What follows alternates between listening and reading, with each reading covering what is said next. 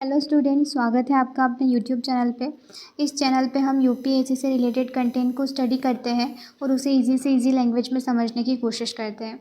जितनी easy language में मैं आपको समझा सकती हूँ उतनी इजी लैंग्वेज में आपको समझाने की कोशिश करती हूँ। अभी तक हम क्लास 7th की हिस्ट्री के 7 चैप्टर जो है वो पूरे कर चुके हैं और आज हमारा चैप्टर है 8 जो बात करता है 8th सेंचुरी के कुछ पॉलिटिकल फॉर्मेशन के बारे में। ठीक है, कि जैसे जैसे दिल्ली के बारे में हमने पढ़ा है। मिडिवल हिस्ट्री ये बुक जो है वो मिडिवल हिस्ट्री की बात करती है और मिडिवल हिस्ट्री में हमने मेनली दिल्ली के ऊपर फोकस किया है, जहाँ पे बहुत सारे रूलर्स आए। तोमर्स आए पहले, फिर चौहान्स आए, फिर टर्किश रूलर्स आए, फिर खलजी आए, फिर तुगलक आए। तुगलक के बाद सैयद, सैयद के बाद में लोधी। ठीक है, ये हमारी जो है सुल्तान्स की कहानी है।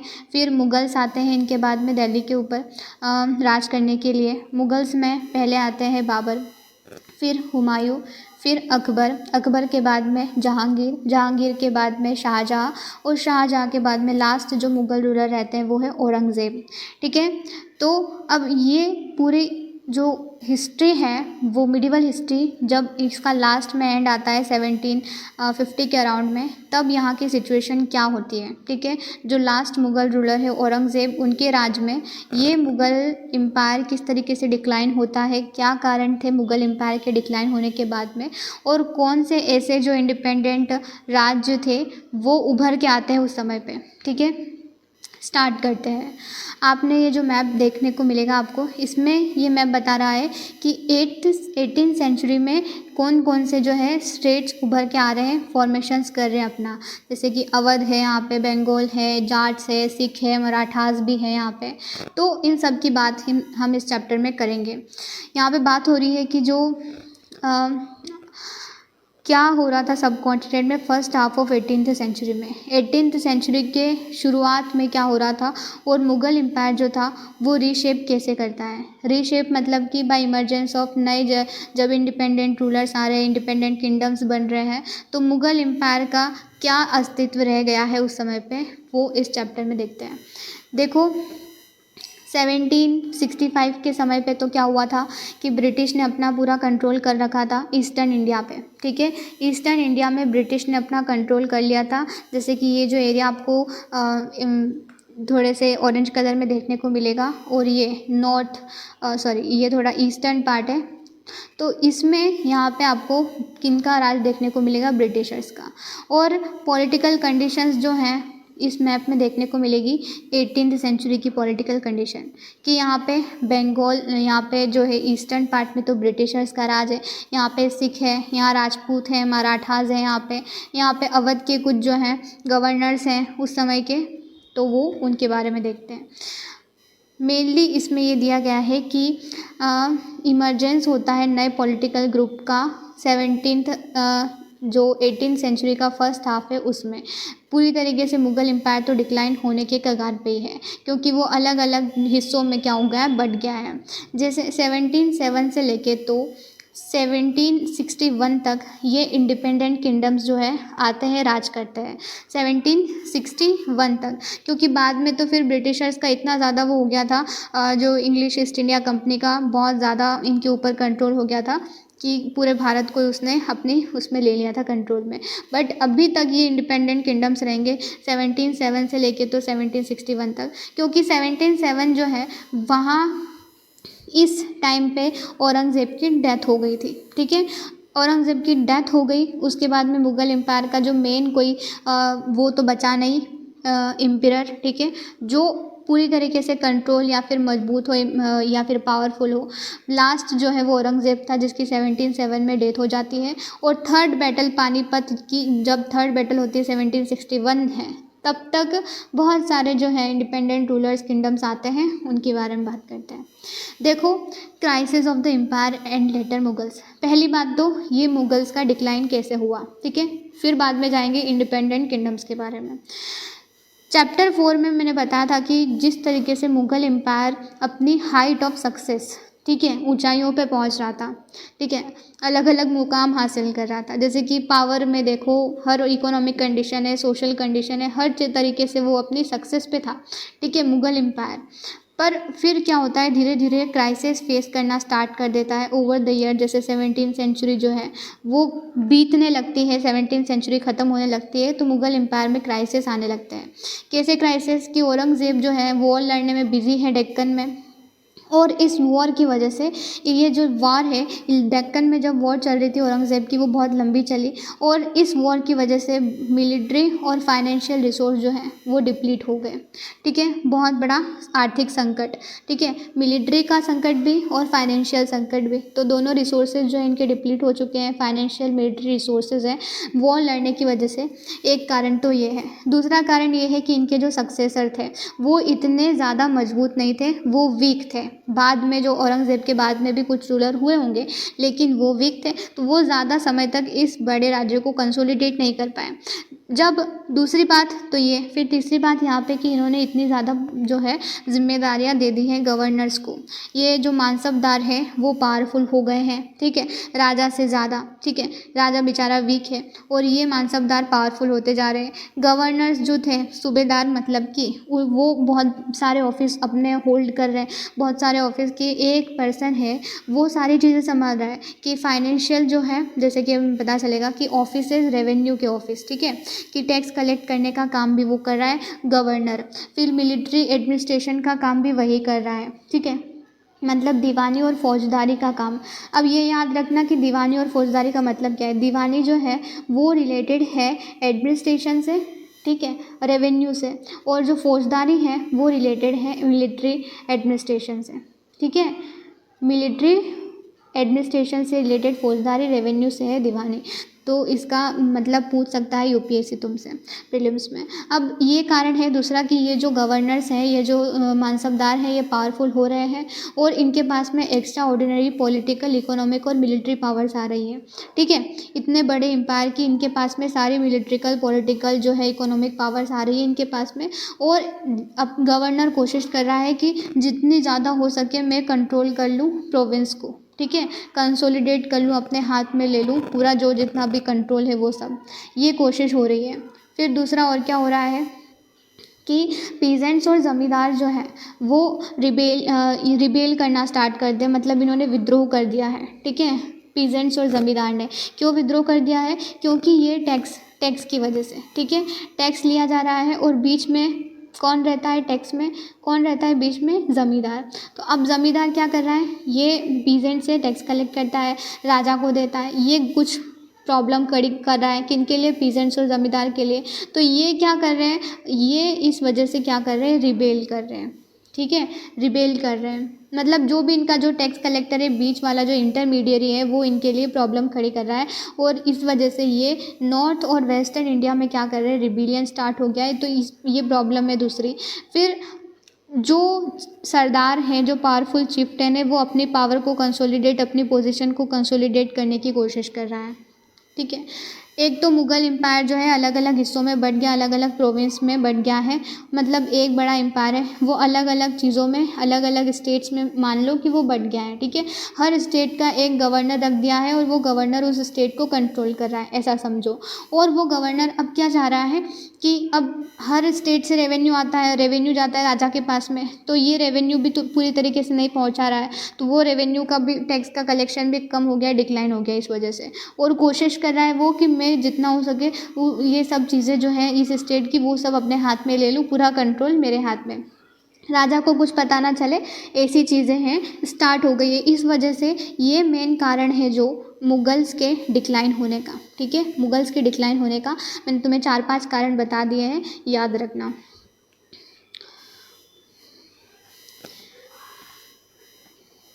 यहाँ पे बात आती है कि in the mid of the economic and political crisis, ये सारे क्राइसिस तो चल ही रहे थे। ठीक है, कि इकोनॉमिक है, पॉलिटिकल क्राइसिस जो है, पॉलिटिकल क्राइसिस मतलब वही कि वो दगेबाजी करना, ठीक है, गवर्नर जो है उसका, या फिर जो आपके मानसबदार से उनका, ठीक है। पर उसके साथ में जो नादिर शाह है, ईरान का रूलर, वो क्या करता है, सेक्ड एंड प्लंडर दिल्ली इन 1739, ठीक है, अटैक किसके ऊपर? दिल्ली पे 1739 पे। अब इसके बाद में टूक away immense amount of wealth, यहाँ से वो ले जाता है, मतलब इसने लूट मारी दिल्ली के ऊपर, ठीक है। 1739 में अटैक किया और बहुत सारा जो वेल्थ है वो यहाँ से ले गया, ठीक है। पहले से ही क्राइसिस तो चल ही रहे थे, ठीक है, और इसकी कमी थी, तो ये हो गया। उसके बाद में इन्वेशन के बाद में फिर जो अहमद शाह अब्दाली है अफ़गान का रूलर, अभी तो ईरान का रूलर आया था, अब अफ़गान का रूलर आता है अहमद शाह अब्दाली, और वो नॉर्थ इंडिया को इन्वेड कर देता है 5 बार जो है ये इन्वेड करता है, मतलब ये जो है हमला करता है 5 बार नॉर्थ इंडिया को 1748 से 61 के बीच में, ठीक है। तो और ज़्यादा सिचुएशन ख़राब हो गई, जो बची कुछ जो कसर थी वो इन्होंने पूरी कर दी, ठीक है। आगे देखते हो, ऑलरेडी इतना सेवर प्रेशर है, इतना जो खतरनाक चीज़ें चल रही हैं सब तरफ से, और जो एम्पायर है वो वीक होता जा रहा है क्योंकि कंपटीशन आ गया है। अब इस मतलब ऐसा देखा जाए कि कोई भी अगर बहुत ऊंचे पद पे जो एक राजा है, ठीक है, कोई बड़ा सा राजा है बड़े से किंगडम का, अब ऐसा बहुत सारे राजा हैं दूसरे भी, अभी तक तो उसकी पावरफुलनेस को देख के या उसका इतना ज़्यादा वेल्थ या इतना ज़्यादा उसकी पावर को देख के बाकी सब छोटे छोटे राजा जो डरे हुए थे या फिर कुछ ज़्यादा जो है वो कदम नहीं उठा रहे थे। लेकिन अब ये छोटे छोटे एम्परर जो हैं या छोटे छोटे राजा जो है रूलर है, वो क्या करेंगे, वो कोशिश करेंगे कि हम जो है अपना एम्पायर का एक्सटेंड करें, ठीक है, और अब इसको इन सब से भी लड़ाई लड़नी पड़ेगी, ठीक है। तो ये चीज़ें जो है वो स्टार्ट हो गई है, कंपटीशन जो है अलग अलग ग्रुप ऑफ नोबल का बढ़ गया है इनके अगेंस्ट में। और अब ये तो बताया था कि मुग़ल एम्पायर अलग अलग फैक्शन से, अलग अलग जो ग्रुप है उसमें टूट चुका है, जो ईरानीज़ है, तुरानीज़ है उनमें। और for a long time the later Mughal empire were puppet in the hands, तो जो बाद के जो मुग़ल एम्पायर थे वो या तो पपेट रहे किसके हाथ के, वन और either of the two powerful group, ठीक है, ईरानीज़ और तुरानीज़, इनके ये बस मतलब कि इन्होंने जो कहा मैं वही काम करूँगा, मतलब अपना दिमाग न लगा के, पपेट कैसे कहते हैं, इसी तरीके से ये चीज़ हो रही है। बाकी के इनके दो बहुत बड़ा चीज़ वर्स्ट चीज़ सिचुएशन तब क्रिएट होती है मुग़ल एम्पायर के लिए कि फ़ारूक सियार और आलमगीर सेकंड जो है इनकी हत्या हो जाती है, ठीक है। ये मुग़ल एम्पायर है इम्पॉर्टेंट दो, ठीक है, फ़ारूक सियार और आलमगीर सेकंड इनकी हत्या हो जाती है। फिर बाकी के जो थे अहमद शाह और आलम शाह सेकंड, वो भी ब्लाइंडली उन नोबल्स को फॉलो करते जाते हैं, ठीक है, ये सिचुएशन है। उसके बाद में ये डिक्लाइन के साथ में in the authority of Mughal empire की ऑथोरिटी ख़त्म होती जा रही है, तो गवर्नर ऑफ लार्ज प्रोविंसेस, मतलब मुग़ल एम्पायर छोटी छोटी प्रोविंसेस में टूट गया था, ठीक है, और हर प्रोविंस का गवर्नर था। तो इसमें क्या होता है, अब सूबेदार और ग्रेट ज़मींदार अपनी ऑथोरिटी को कंसोलिडेट करने की कोशिश अलग अलग पार्ट में, जैसे अवध है, बंगाल है और हैदराबाद, ये मेन प्रोविंस जो है वो बची थी, हैदराबाद, अवध और बंगाल। धीरे धीरे इनका भी पूरा कंट्रोल हाथ से निकल जाता है। आगे ये तो ख़त्म हो गई मुग़ल की कहानी कि किस तरीके से इनका सिचुएशन वर्स्ट होती है, एक के बाद एक हमले हो रहे हैं, दूसरा अपना कॉम्पिटिशन बढ़ गया है, खुद के लोग ही धोखा दे रहे हैं, और साथ में इनके जो फाइनेंशियल है, इकोनॉमिक सिचुएशन है वो वर्स्ट हो गई है वॉर लड़ने की वजह से। तो ये सारी सिचुएशन का कारण था, मतलब इन सब चीज़ों की वजह से इनका डिक्लाइन हुआ। अब राजपूत के बारे में बात करते हैं। बहुत सारे राजपूत किंग, पर्टिकुलरली अगर मैं अम्बेर के और जोधपुर के राजपूतों की बात करूं तो ये क्या कर रहे थे, मुग़ल के अंडर सर्व कर रहे थे। बताया था कि मुग़ल की जो रिलेशंस थे वो राजपूतों के साथ में अच्छे थे, और राजपूत ने अपनी बहुत सारी मतलब कि अपनी डॉटर्स का जो है वो मैरिज भी करवाया था इनके साथ में। तो अम्बेर और जोधपुर के जो राजपूत थे वो इनके अंडर सर्व कर रहे थे डिस्टिंक्शन के साथ में, और इनके एक्सचेंज में वो उन्हें वतन जागीर दे रहे थे, ठीक है, मुग़ल्स राजपूत को। अब क्या होता है 18th सेंचुरी में ये रूलर्स जो है वो ट्राई करते हैं अपने कंट्रोल को एक्सटेंड करने की, ठीक है, आसपास की रीजन की। तो अजीत सिंह जो जोधपुर के रूलर थे वो इस फैक्शनल पॉलिटिक्स जो था involve in the factional politics at Mughal court, और वो भी इस पॉलिटिक्स में इन्वॉल्व थे कि अपना जो है वो एम्पायर को बड़ा करने की कोशिश कर रहे हैं, ठीक है। तो इसमें ये जो अजीत सिंह है वो भी जोधपुर के जो है रूलर है वो भी इसमें इन्वॉल्व है, और ये इन्फ्लुएंस करता है Rajput family. This influential Rajput family claim the subedari of rich province of Gujarat and Malwa. ये जो इन्फ्लुएंशियल जो राजपूत फैमिलीज़ थी ये क्लेम करती है सूबेदारी बड़ी बड़ी प्रोविंस जैसे कि गुजरात की सूबेदारी है, मालवा की सूबेदारी का मतलब है कि तुम्हें कंट्रोल मिल जाता है उस स्टेट का, उस रीजन का कंट्रोल, और तुम वहाँ पे क्या कर सकते हो, उसको मेंटेन करने का काम एडमिनिस्ट्रेशन का, ठीक है। तो राजा जय सिंह जोधपुर के जो थे उनको गवर्नरशिप मिली गुजरात की, और जो सवाई राजा जय सिंह थे अम्बेर के, उनको गवर्नरशिप मिली मालवा की, ठीक है। गवर्नरशिप सूबेदारी मतलब कि उस एरिया का कंट्रोल तुम्हें एडमिनिस्ट्रेशन करने के लिए दिया गया है। तो these offices were renewed by emperor Jahangir Shah in 1730। ये ऑफिस जो थे, ठीक है, इनको सूबेदारी दी गई थी, ये रिन्यू करवा देते हैं जहांगीर शाह 1730 में, और वो ट्राई करते हैं अपने टेरिटरी को क्या करने की, एक्सटेंड करने की, by seizing portion of imperial territory neighbouring their वतन्स। अब वतन उनको लैंड दिया गया है, ठीक है, राजपूत को दिया गया था लैंड मुगल्स के द्वारा। अब जहांगीर शाह अपनी टेरिटरी को एक्सपेंड करने की कोशिश कर रहे हैं, और ये वतन के भी अंदर आ रहे हैं, वतन के अंदर मतलब वतन को भी सीज करने की कोशिश, ऐसे पोर्शन को सीज करने की कोशिश की जा रही है। तो Nagaur was conquered and annex to the house of Jodhpur, ठीक है। तो जोधपुर के हाउस के अंडर में अनेक्स हो जाता है नागौर। और while Amber seize large portion of Bundi, Sawai Raja Jai Singh जो है नई कैपिटल बनाते हैं कहाँ पे, जयपुर में, और इनको सूबेदारी दी जाती है आगरा की 1722 में। तो मराठा कैंपेन जो है राजस्थान में 1740 से चलती है, बट उनके ऊपर जो है सेवर प्रेशर भी इन्वॉल्व होता है, ठीक है। मराठा आर्मी, ये राजपूत है, यहाँ पे मराठा आर्मी जो है वो क्या करती है, कैंपेन करती है राजस्थान में 1740 में, और ये किसके ऊपर प्रेशर क्रिएट करती है, राजपूत के ऊपर, प्रिंसिपैलिटीज़ पे, and checked their further expansion को चेक करती है। तो ये सिचुएशन हो रही है, पर बहुत सारे जो राजपूत रूलर थे वो एक्सेप्ट करते हैं मुग़ल की अथॉरिटी। हमें पता है कि उनके रिलेशन राजपूत के साथ में अच्छे थे मुग़ल के, पर जैसे कि जो मेवाड़ के राजपूत थे ना, सिर्फ वही थे जिन्होंने इनकी अथॉरिटी को एक्सेप्ट नहीं किया था, मेवाड़ के राजपूत ने, और उनमें से है राणा प्रताप सिंह, ठीक है। राणा प्रताप सिंह को जो है वो मिला था राज मेवाड़ का 1572 में विद उदयपुर, और लार्ज पार्ट ऑफ मेवाड़ उनके कंट्रोल में था। पर मुग़ल ने बहुत सारे इनवॉइस जो हैं भेजने की कोशिश की राणा प्रताप के पास में कि आप हमारी अथॉरिटी को एक्सेप्ट कर लीजिए, पर इन्होंने बिल्कुल भी ऐसा नहीं किया, ठीक है। ये ही स्टूड हिज ग्राउंड, मतलब इन्होंने इनकी सुजरेनिटी का मतलब होता है कि इनका जो राज्य है उसको अपनाने की कोशिश नहीं अपनाया, और इनकी जो सत्ता थी इनके नीचे दबे नहीं। कौन, राणा प्रताप सिंह, ये यहाँ पे बताया गया है। आगे बढ़ते हैं। तो सिर्फ थोड़ी सी इन्फॉर्मेशन हमारे लिए इम्पॉर्टेंट है कि जो सवाई राजा जय सिंह थे जो कि अम्बेर के रूलर हैं, ये याद रखना कि कौन सा राजा कहाँ का रूलर है, क्योंकि क्वेश्चंस आ सकता है, बिल्कुल आ सकता है। फिर 5 एस्ट्रोनॉमिकल ऑब्जर्वेटरी इन्होंने बिल्ड करवाई है, कंस्ट्रक्ट करवाई है सवाई राजा जय सिंह ने, ठीक है। सवाई राजा जय सिंह जो कि अम्बेर के रूलर, उन्होंने 5 एस्ट्रोनॉमिकल ऑब्जर्वेटरी बनवाई है। कहाँ कहाँ पे, दिल्ली में, जयपुर में, उज्जैन में, मथुरा में, वाराणसी में। कहाँ कहाँ पे, दिल्ली, जयपुर, उज्जैन, मथुरा, वाराणसी, जिनको हम आज के टाइम पे जंतर मंतर भी कहते हैं कॉमनली, ठीक है।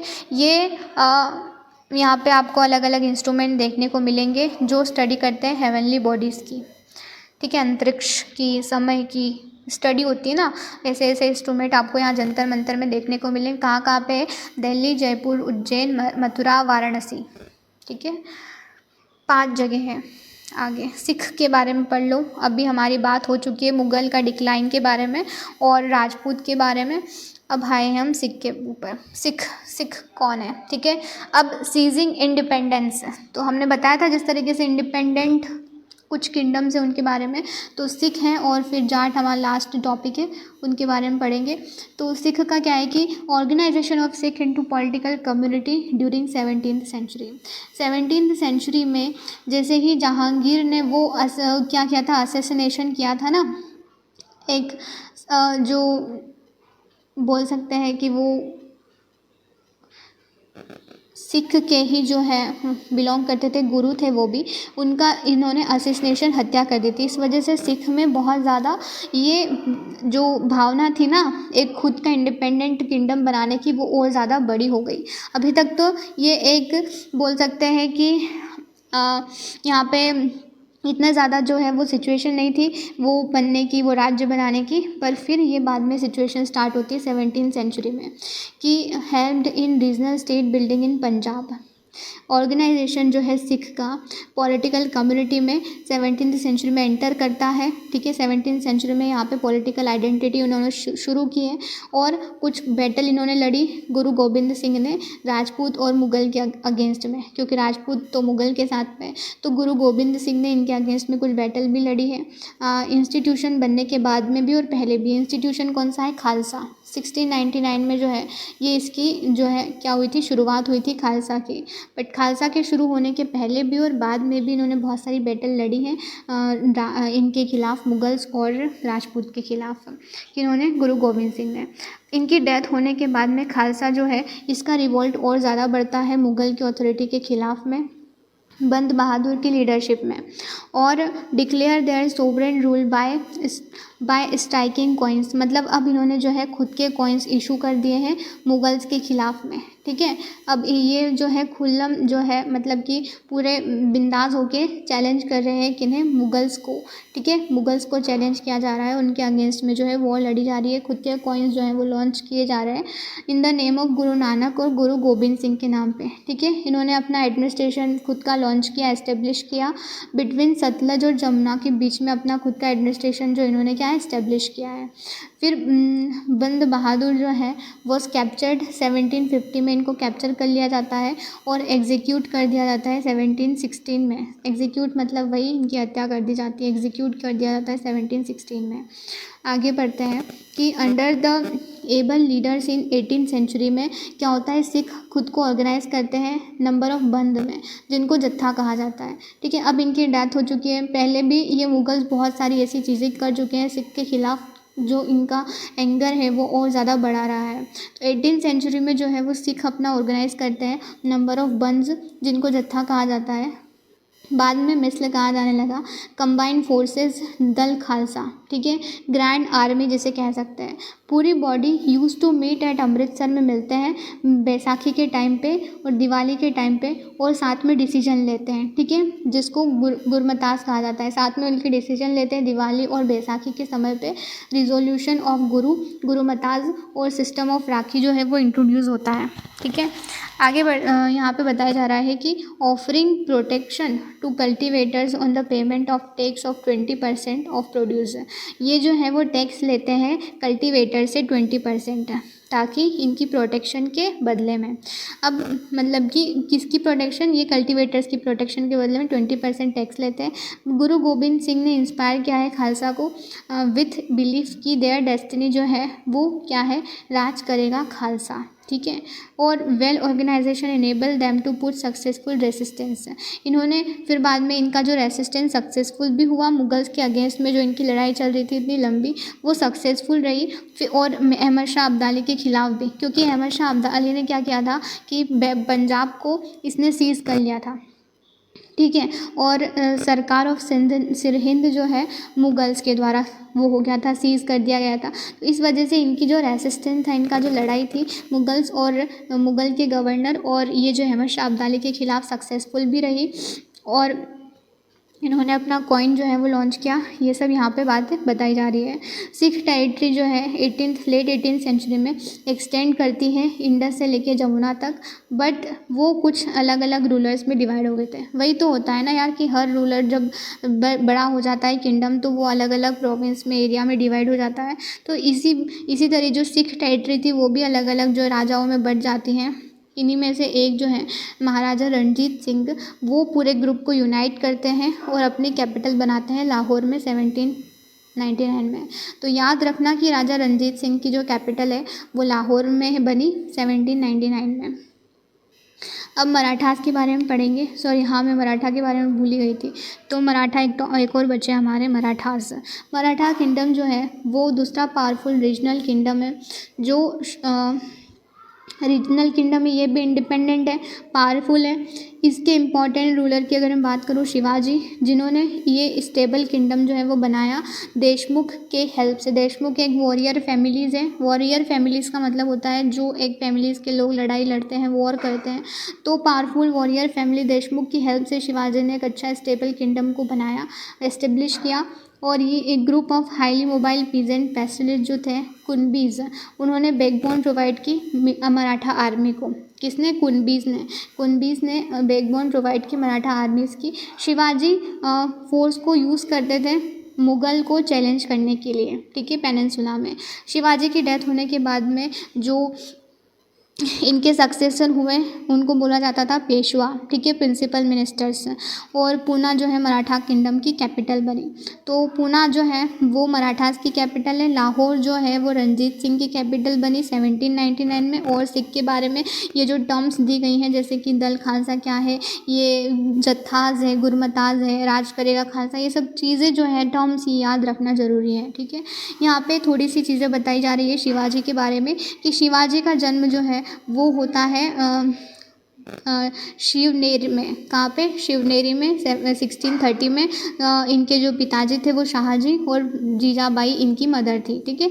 जीजाबाई और शाहजी इनके पेरेंट्स हैं शिवाजी, और इनका शिवनेरी में जन्म होता है 1630 में।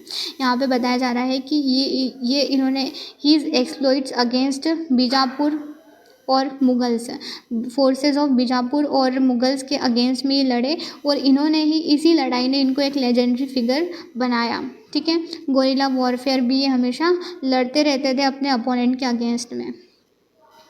आगे बढ़ते हैं। मराठास के बारे में थोड़ा सा और जानने को मिलता है कि पेशवास के अंडर में मराठा जो है वो सक्सेसफुल मिलिट्री ऑर्गेनाइजेशन डेवलप करते हैं, और ये सक्सेस जो थी वो bypassing the fortified areas of Mughals, ठीक है। समझ में आ रहा है इस बात से। तो पेशवास जो है वो एक सक्सेसफुल जो है क्या बनाते हैं, सक्सेसफुल मिलिट्री ऑर्गेनाइजेशन। बिटवीन 1720 से 1761 में मराठा एम्पायर फैलता है, ठीक है, एक्सपांड करता है। और मालवा गुजरात जो है वो सीज़ किया जाता है फ्रॉम मुग़ल बाय 1720। उनसे मुग़ल से जो है इन्होंने छीन लिया गुजरात और मालवा, जो उनके अंडर में था ना अभी तक मुग़ल्स के अंडर में। 1720 में इन्होंने ले लिया। फिर 1730 में मराठा किंग जो हैं वो recognise as the overlord of Deccan. तो 1720 में तो मराठास को क्या बोला जा रहा था? डेक्कन का ओवरलॉर्ड बोला जाता था, डेक्कन का ओवरलॉर्ड बोला जा रहा था। फिर ये टैक्स भी लेते थे, चौथ और सुरदेशमुखी। चौथ और सुरदेशमुखी जो है वो एक टैक्स है, ठीक है। जैसे कि यहाँ पे दिया गया है कि चौथ जो है वो 25% लैंड रेवेन्यू पे लिया जाता है, जमींदार द्वारा लिया जाता है, ठीक है। डेक्कन में मेनली ये कलेक्ट किया जाता था 25% लैंड रेवेन्यू पे। सुरदेशमुखी जो है वो 9 to 10% लैंड रेवेन्यू पे लिया जाता है, और paid to head revenue collector जो है उसको दिया जाता है, ठीक है। सुरदेशमुखी और चौथ जो है वो टैक्स है। और यहाँ पे बाजीराव के बारे में बताया जा रहा है। बाजीराव फर्स्ट, जो कि बाजीराव बल्लाल के नाम से जाने जाते हैं, जो सन है पेशवा बालाजी विश्वनाथ के, एक ग्रेट मराठा जनरल है, और अब जाने जाते हैं अपने मिलिट्री कैंपेन मालवा, बुंदेलखंड, गुजरात और पुर्तगीज़ के अगेंस्ट में करने के लिए, ठीक है। इनकी मिलिट्री कैंपेन्स हुई है मालवा, बुंदेलखंड, गुजरात और पुर्तगीज़ जो है उनके अगेंस्ट में बाजीराव फर्स्ट की, बाजीराव बल्लाल की, ठीक है। और कि जो मराठा है उन्होंने अपना एक्सपांड कर लिया था राजस्थान, पंजाब, बंगाल, उड़ीसा, कर्नाटक, तमिलनाडु, तेलुगु कंट्री, साउथ की जो है स्टेट्स तक भी ये पहुंच गए थे मराठास। पर कोई ऑफिशियल जो है वो उनके ऊपर कोई कंट्रोल नहीं था, पर वो उनसे क्या, उन्होंने एक्सेप्ट कर ली उनकी जो भी सुज़ैनिटी है, मतलब उनकी जो है अथॉरिटी को एक्सेप्ट कर लिया। तो सिर्फ ये टैक्स लेते थे इनसे, बाकी कोई पूरा कंट्रोल नहीं था इन स्टेट्स के ऊपर। दूसरा, third battle of Panipat in 1761। As a result की जो है सपोर्ट इनका जो है not incline to support Marathas इनकी थर्ड बैटल ऑफ पानीपत में सपोर्ट नहीं किया गया। किसके द्वारा सपोर्ट नहीं किया गया? कि मराठा सोवरेन, ये तो हो गया एक्सपांशन जो है, इनॉर्मस रिसोर्स लेके आए इन्होंने वहाँ से, और ये मिलिट्री कैंपेन जो है वो इनको हॉस्टाइल बना दिया था, ठीक है, टूवर्ड्स द मराठास। बाकी के जो रूलर्स, जो ये मराठास क्या कर रहे थे, कंट्रोल करने की कोशिश मोस्ट ऑफ द पार्ट वही करता है, हर रूलर यही करता है। तो इस वजह से जो आसपास के जितने रूलर थे ना, उनको हॉस्टाइल मतलब कि इनके खिलाफ़ कर दिया था, इनके दुश्मन जो इस तरीके से बोल सकते हैं। तो इस वजह से थर्ड बैटल ऑफ पानीपत में इनका साथ नहीं दिया गया किसी के द्वारा। 1761 में जब बैटल ऑफ पानीपत हुई, अब तुम मुझे कमेंट सेक्शन में बताना कि बैटल ऑफ पानीपत किन के बीच में हुई थी 1761 में, ठीक है। ये तुम्हारा होमवर्क है। अब इन्होंने अच्छा अपना इफ़ेक्टिव एडमिनिस्ट्रेटिव सिस्टम जो है वो बिल्ड कर लिया था। इनमें कुछ यहाँ पे दिया गया है कि Scindias of Gwalior, Gaekwad of Baroda, Bhosle of Nagpur, resources to raise powerful armies. ये इम्पॉर्टेंट रूलर्स हैं, ठीक है, मराठा रूलर्स है ये सारे। इनका कंट्रोल कहाँ कहाँ पे था वो बताया जा रहा है कि सिंधियाज़ का कंट्रोल ग्वालियर के ऊपर, गायकवाड़ आपको बड़ौदा में मिलेंगे, भोसले नागपुर में, और ये जो है वो रिसोर्सेज रेज करते थे हमेशा आर्मी की पावर को बढ़ाने के लिए, ठीक है। और उज्जैन जो है वो एक्सपांड होता है या सिंधिया के अंडर में, और इंदौर एक्सपांड होता है होलकर्स के अंडर में। ये सिटीज़ जो हैं वो इम्पॉर्टेंट कमर्शियल और कल्चर सेंटर्स हुआ करती थी, इस वजह से इनका कंट्रोल हुआ करता था मेनली मराठास का सिटीज़ के ऊपर, इन सिटीज़ के ऊपर, क्योंकि ये कमर्शियली और कल्चरली इम्पॉर्टेंट सेंटर्स हैं, इस वजह से। आगे बढ़ते हैं। लास्ट टॉपिक हमारा है जाट्स, ठीक है। तो यहाँ पे बताया जा रहा है कि जाट अपनी पावर को कंसोलिडेट करते हैं 17 और 18 सेंचुरी तक, ठीक है। चूड़ामन की लीडरशिप के अंडर में ये कंट्रोल कर लेते हैं ओवर टेरिटरी सिचुएटेड, जो दिल्ली सिटी के वेस्ट में सिचुएटेड जो टेरिटरीज़ हैं उनके ऊपर कंट्रोल कर लेते हैं चूड़ामन की लीडरशिप के अंडर में। चूड़ामन जो है वो एक रूलर है, याद रखना। फिर ये इन्होंने डोमिनेट करना स्टार्ट कर दिया region, 2 imperial cities of Delhi और आगरा। दिल्ली और आगरा के ऊपर जो इनका कंट्रोल इन्होंने डोमिनेट करना स्टार्ट कर दिया, इन रीजन्स को डोमिनेट करना स्टार्ट कर दिया धीरे धीरे दिल्ली और आगरा को। फिर जाट्स जो है वो एक प्रॉस्परस एग्रीकल्चरिस्ट हुआ करते थे, मेनली खेती करते थे ये लोग। और जो पानीपत और बल्लभगढ़ जो है वो इम्पोर्टेंट ट्रेडिंग सेंटर बने इनके अंडर में, ठीक है। बल्लभगढ़ और पानीपत इनके अंडर में इम्पॉर्टेंट ट्रेडिंग सेंटर बने। सूरजमल जो है वो भरतपुर के किंग हुआ करते थे। इन्होंने ये जो किंगडम जो है इसको बनाया और एक स्ट्रॉन्ग स्टेट के रूप में जो ये उभर के आया भरतपुर, ठीक है, सूरजमल के अंडर में भरतपुर, ठीक है। यहाँ पे बात हो रही है। दूसरा यहाँ पे बताया गया है कि भरतपुर फोर्ट भी जो है वो बनवाया गया, और वो चैलेंज कर रहा था शाहजहाँ की रॉयल्टी को भी। इतना वो जो है अच्छे से जो है उसको दिया गया था, शेप दिया गया था, या फिर उसकी जो बिल्डिंग है वो इतना किया गया था कि यहाँ पे पूरा बताया गया भरतपुर फोर्ट जो है वो बिल्ड किया गया in the ferry traditional style में, ठीक है।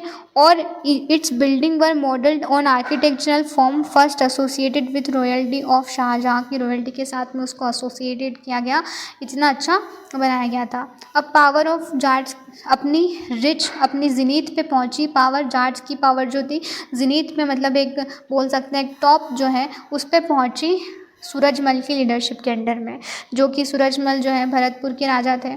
और ईस्टर्न राजस्थान है, साउथ हरियाणा है, वेस्टर्न यूपी है और दिल्ली है, ये पार्ट जो है वो ब्रॉडली इंक्लूडेड थे इनके किंगडम में, ठीक है। सूरजमल का कंट्रोल हुआ करता था इन पार्ट्स में जो आज राजस्थान बोलते हैं। ईस्ट राजस्थान है, साउदर्न हरियाणा है, वेस्टर्न यूपी है, दिल्ली है, इनके ऊपर। फिर लाहौरगढ़ फोर्ट और भरतपुर में जो है वो भी सूरजमल के अंडर में जो है वो बनवाया गया था। बाकी ये चैप्टर ख़त्म हो चुका है। Thank you and please do like share and subscribe the channel.